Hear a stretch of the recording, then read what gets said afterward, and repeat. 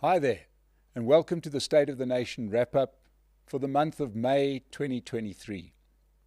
We did some great interviews in this month, and I thought, because I've been asked by a number of people, what did I make of some of these interviews that we did?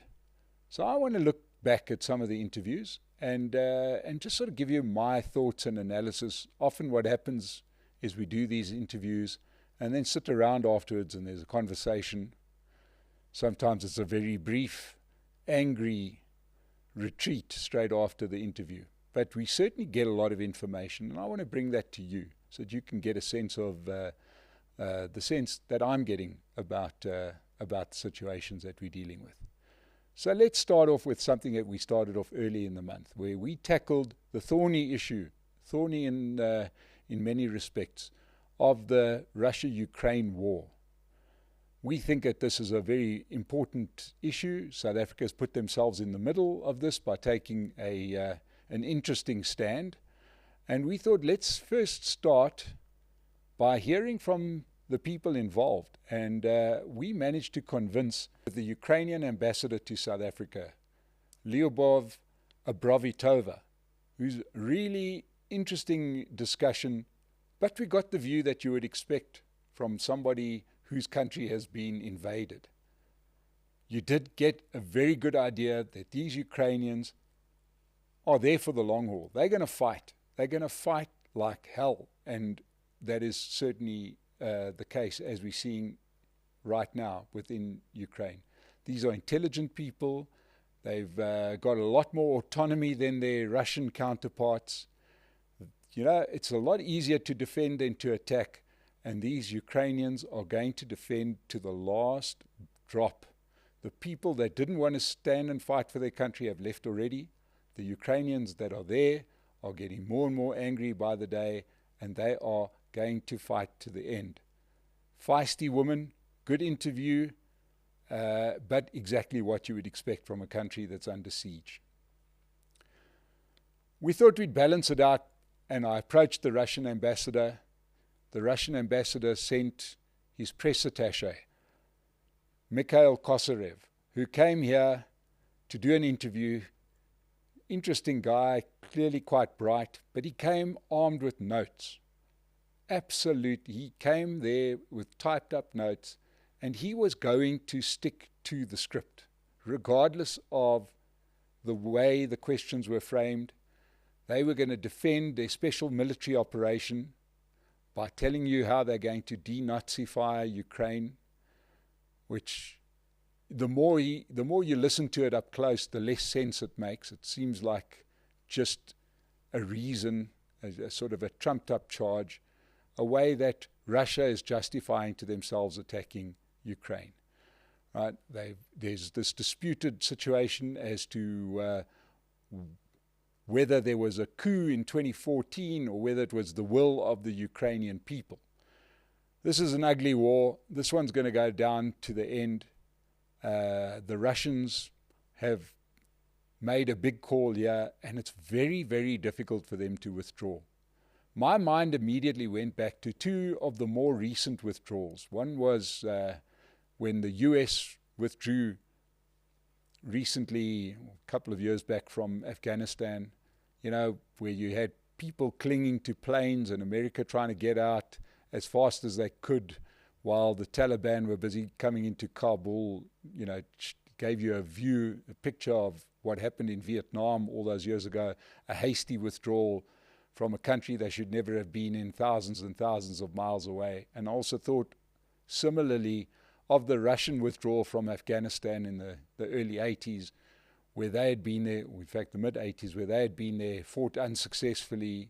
The war never made sense to anybody. It didn't make sense to Russians back then, but they fought, and eventually they fled pretty similarly to the way the Americans left Afghanistan recently. And you think of those withdrawals and you think to yourself, it's a little bit different. When the war is a million miles away, you know, it's kind of easy. You can withdraw, and eventually the last week becomes chaotic as people are clinging onto planes and helicopters and trying to get the hell out. This is on their doorstep. This has become an issue that Vladimir Putin has managed to explain to people is all about their very survival. And you can't help getting the sense that this is an all or nothing bet for Russia. So now we've got a situation where the West can't afford for Ukraine not to hold their ground, and China can't afford for Russia to get beaten up, because in a way it's become a complete proxy war, very similar to what we have had in the Cold War days, where you've got two countries going at each other that actually are not part of the Cold War. I mean, many of the older South Africans will understand that we had a similar thing here, where you had the South African Defence Force, as it was, fighting against MPLA and SWAPO and the ANC in exile in Angola.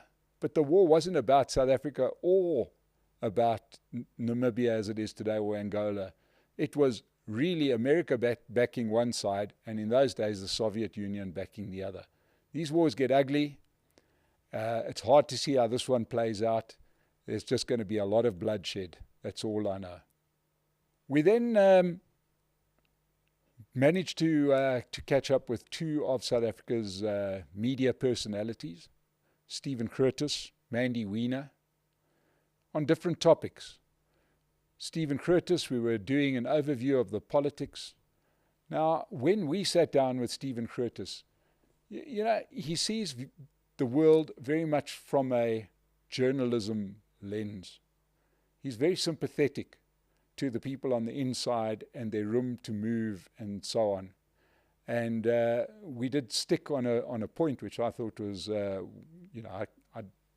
just don't like it when it's said that some of these politicians, and at that point we were talking about Gwede Mantashe, is a good politician because he's able to survive and he'll defeat anybody that wants to dislodge him. As a South African, I can't agree with him that these people are good politicians. I think good politicians do what's best for the country. And there is no doubt that some of the people that Stephen Curtis regards as good politicians, I think, are bad South Africans, and they are destroying the country. But it's a worthwhile interview to watch. We then sat down with Mandy Wiener. Mandy Wiener, who's also on a very popular host of the Midday Report on 702, but she's also a prolific author, and she has just recently released a book called Whistleblowers, which, as the name suggests, is all about whistleblowers in South Africa and the valuable work that they do. Very, very interesting. It gives you an insight into the dysfunction of our police force, which is at the heart of many of the problems of South Africa. Mandy is also very much aware and au fait with the political situation. We also, once again, disagreed with, I suppose, your definition of a situation where she said there are some good people within our security services and the police force. I'm struggling to see where those good people are. And, much like that old argument, and we sat with it as well, which is, are there good people in the ANC? It's very hard to see. But anyway, that's an interview that was flowed brilliantly, and Mandy is always a good one to listen to. And then to cap off, we got some good insights into the politics, the political parties, especially in the opposition, that are in the process of getting ready for the 2024 general election. We've obviously had a great in and been able to get most of the senior decision makers from Action SA. Obviously, they don't yet have funding because they haven't participated in a general election. So they're looking for any media coverage that they can get, and they're doing quite well. We were lucky enough to sit down with their chairman, Michael Beaumont, as well as the head of Action SA in Limpopo, Celo Ledica. When we spoke to Michael Beaumont, it's quite clear that Action SA is not what one would call an entrepreneurial party, and that is a party that's just built as a money-making operation, usually for one person, like we have, for example, with Bantu Holomisa or COPE, or any of these parties, which are just set up as a retirement fund for one person. Action SA seem to be quite serious about it. And they are behaving like a proper political party. They're soon to release their policy documents. They certainly have ambitions, great ambitions. They may be a little bit stymied at the first election because I think that they've got very ambitious plans.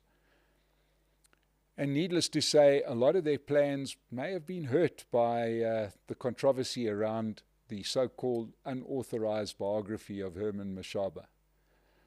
Now, that's the kind of smell that no political party needs to have around them. And I've sat down this year with Herman Mashaba and separately with Prince Mashele, and these are people that are really good operators. But it seems like the most careless, stupid mistake to have made for these guys to have called a biography unauthorized that didn't need to be called unauthorized. I think that if one analyzes that situation, it looks quite silly, but it'll blow over quite quickly. The damage there is going to be done to the reputation of Prince Mashele, I think. Herman Mashaba has been quite clever in staying out of it, but it was a silly oversight. In another interview that we did with Action SA, we got their newly appointed Limpopo leader, and he's an ex-ANC stalwart, and that is Celo Ledica. This interview turned out to be a lot more interesting than I had anticipated, because Celo Ledica was a dyed-in-the-wool ANC comrade, and a very, very capable, nice, intelligent guy. And he had opted out of politics altogether before taking up with taking the call from Herman Mashaba and establishing the branches in Limpopo. What it actually tells you is just how serious Action SA are about this, that they're going to a region that I think almost every other political party is treating as too far away from home and not worth contesting. The fact is, Action SA are getting in there and doing the dirty work in Limpopo, where we all know that the DA seems to not be able to even contest in Limpopo. Certainly the further north you go and the more rural you go, the DA doesn't feature at all. And the ANC get ridiculous returns there where they have a massive majority.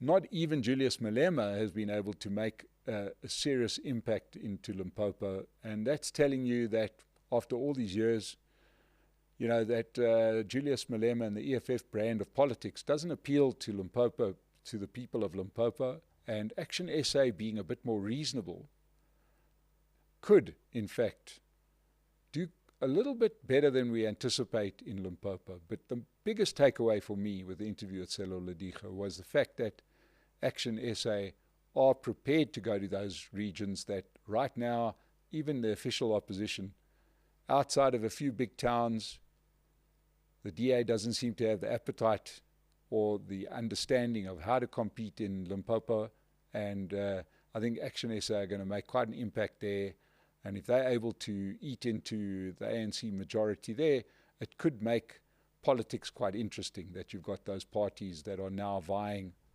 for what has been very safe ANC country. We then did quite a hot debate with Charles Saliers, who's one of the founders of the Patriotic Alliance. Now, the Patriotic Alliance, led by Gayton McKenzie, has got a lot of press. And boy, this interview got interesting. And if anybody hasn't watched it, I would recommend you do. It got interesting because I am very concerned about the Patriotic Alliance for a number of reasons. I'm very concerned about their constant pursuit of power over the interests of the public. At the same time, we hear that the Patriotic Alliance's manifesto, or their pillars for coming into the election, are what can only be described as heavily populist.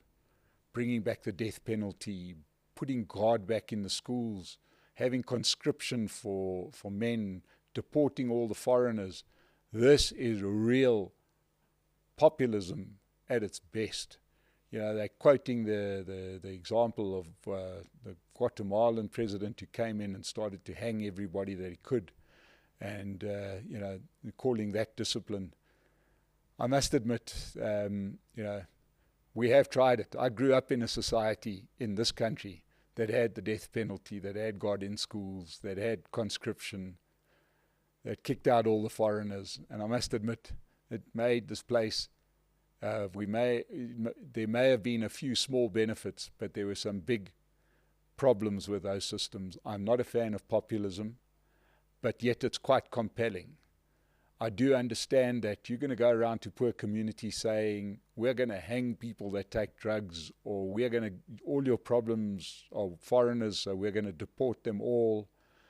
And all of these kind of very nice things. It's going to play out quite well with a certain part of the audience, but stick around. I mean, the biggest problem to me is that they intend to achieve this by suspending the Constitution. Now, this is a point I can't get past, because once you suspend the Constitution once, it becomes a hell of a lot easier for the next person to suspend the Constitution. I don't think South Africa's problems lie with the Constitution. I believe that South Africa's problems lie with our politicians' unwillingness to implement the Constitution. We argued. He told me all about the wonderful things that Gayton Mackenzie had achieved in Beaufort West, and I shot back at him that I didn't think that he needed to change the Constitution to do wonderful things. All he needed to do was to do his job as mayor.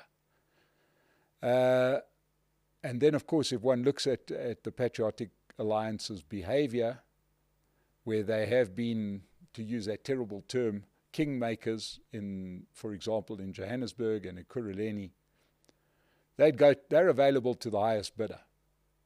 And, this is kind of a party that troubles me. I'm not that concerned about the EFF, because I don't think South Africa is a revolutionary country. I think that you can always get, a couple of thousand people together who are militant in any environment, and it looks really bad. And but if South Africa couldn't have a proper revolution 40 years ago, I don't see us having a revolution now. So I'm not that concerned about the EFF, but I'm very concerned about populism taking hold, because populism is really intoxicating, especially to a country that has some of the problems that South Africa has at the moment. And the message of the Patriotic Alliance, dare I say, could become quite appealing to people, especially down at the lower levels of our society, where you're telling them that their problems are foreigners, and we're going to get rid of all the foreigners, and the problem with crime is because we're not hanging people, and things could get out of control quite quickly. If you want to watch a feisty interview, watch that one with Charles Saliers from the Patriotic Alliance. And then we closed out the month with two interviews that I found most relevant to our immediate problems. And that is that we had Wayne Divenage from Outer, and Wayne explained how they are fighting tooth and nail to keep the car power ships out of South Africa. Car power ships look like, they might as well just call them the corruption power ships. It's like hearing about an arms deal. If you hear that there's going to be an arms deal, you know that there's going to be corruption. Right? Our problem is not going to be solved by, a couple of thousand megawatts from very expensive Turkish ships that come over here and eventually sail away with our money. That's not what is going to solve our electricity crisis. What is going to solve our electricity crisis is the fact that our power stations generate half the electricity that they could be generating. And we know the reasons why they're not generating a far higher factor than 52%. And that is because of the rampant corruption that happens throughout the power chain, if you want to call it that.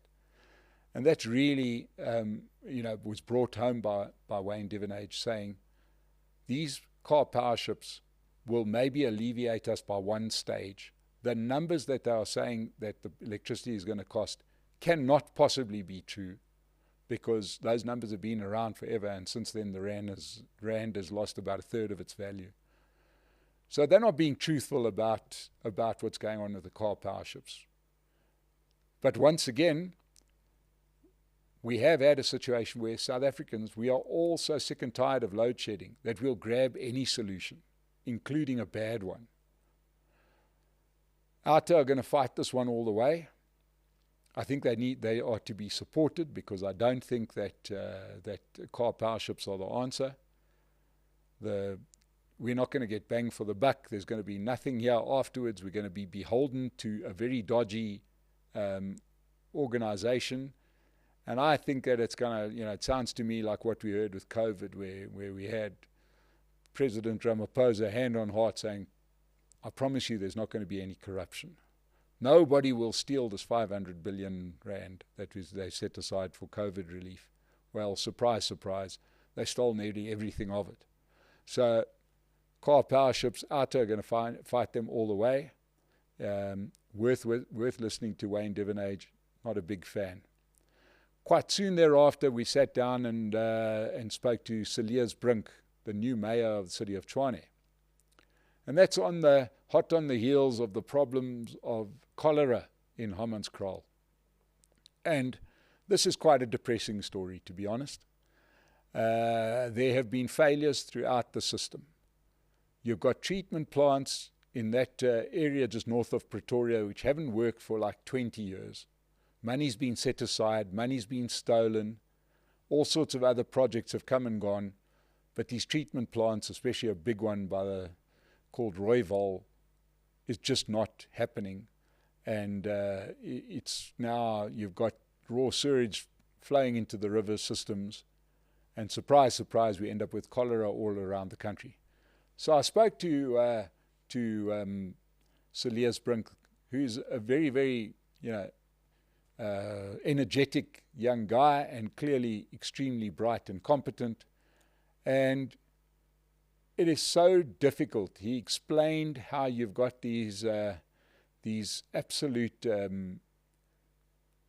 whole systems of corruption embedded in the system, which include politicians, city officials, as well as companies. Edwin Sodi, the guy who bankrolled Jacob Zuma, who even received a big contract by an administration that included a whole bunch of parties, including the DA, that were party to giving Edwin Sodi, who's got no experience in working with treatment plants, but he got a big tender to fix up water treatment plants, and then promptly did nothing.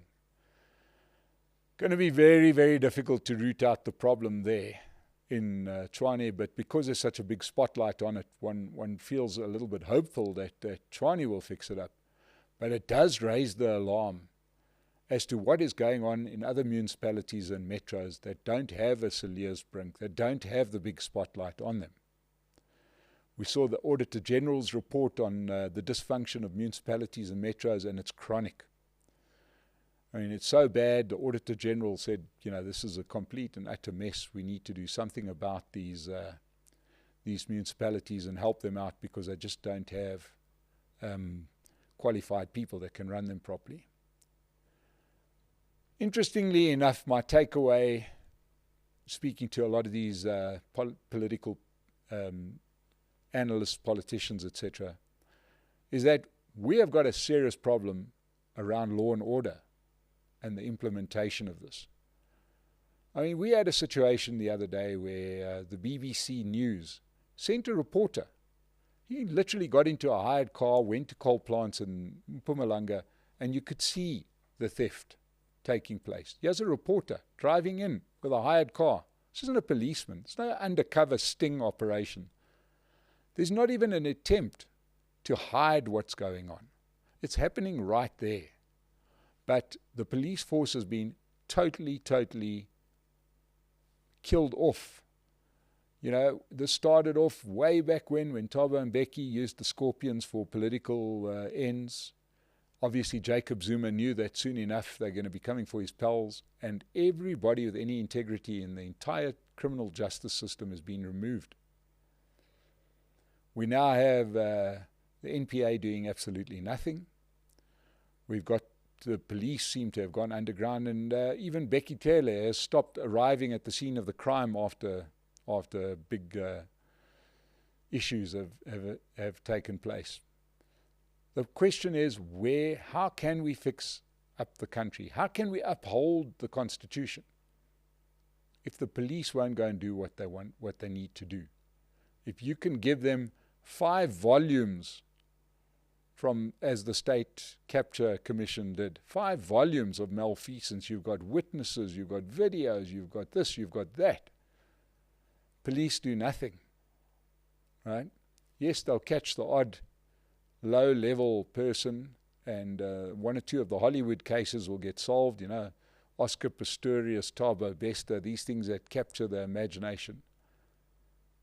The police will act there. The prosecuting authorities will act there. But really, who is acting in those cases? Well, it's the media, because there's so much attention on this that suddenly the system kicks into place and we sort it out. But when it comes to corruption, there's no will in the criminal justice system to fix it.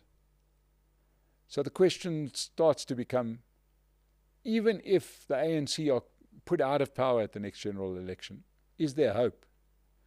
Well, I am an optimistic person, and I do think that there is hope. And I pointed this on the general crime situation.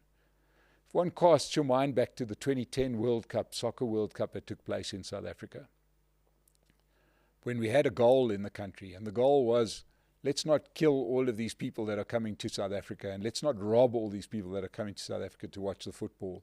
And a proper plan was put in place, and courts were set up that could expedite crimes very quickly, prosecutions very quickly.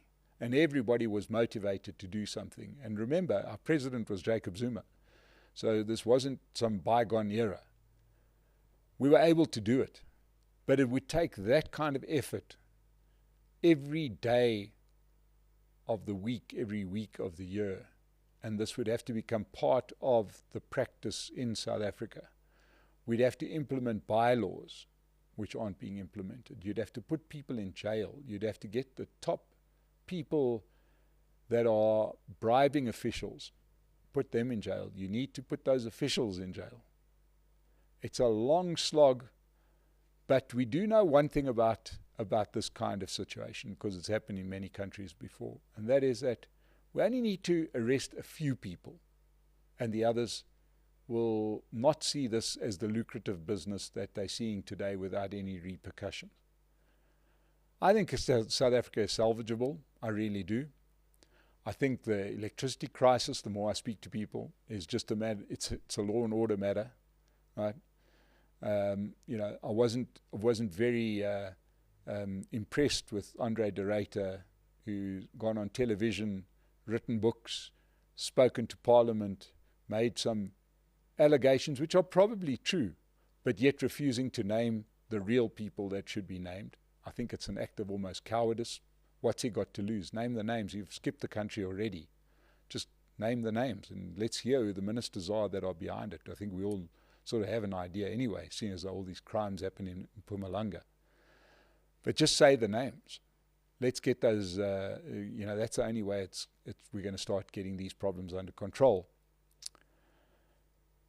The next year's elections are going to be very, very important, and we are going to do our bit to try and give you as much information so that we don't have a situation where people say, well, it's a bit senseless for me to vote. I think that that's the wrong attitude. I think your vote does matter.